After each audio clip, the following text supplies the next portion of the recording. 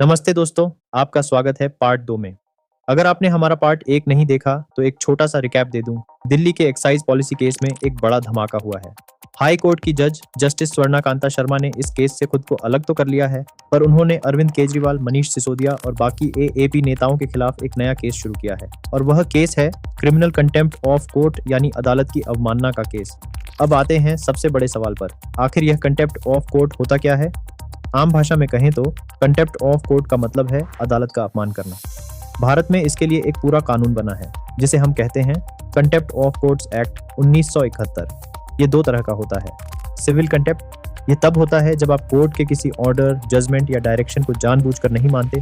Criminal contempt, और यह तब लगता है, जो कि इस केस में लगा है, जब आप कोई ऐसी बात बोलते हैं, लिखते हैं या ऐसा कोई काम करते हैं जिससे कोर्ट की गरिमा कम हो, जज पर झूठे आरोप लगे या कानून के काम में रुकावट आए। तो अगर इस कंटेम्प्ट ऑफ कोर्ट का कोई दोषी पाया जाए तो क्या सजा मिलती है? चलिए कानून देखते हैं। सजा: कंटेम्प्ट के केस में अधिकतम 6 महीने तक की जेल, सिंपल इम्प्रिजनमेंट हो सकती है। जुर्माना: इस जेल के साथ या इसके बदले कोर्ट 2000 रुपए तक का फाइन लगा सकता है।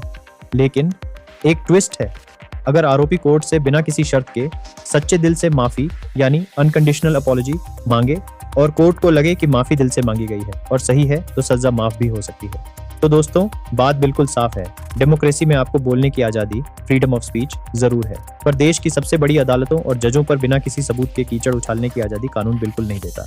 अब देखना यह होगा कि इस कंटेम्प्ट केस में अरविंद केजरीवाल और उनकी टीम कोर्ट में क्या जवाब देती है।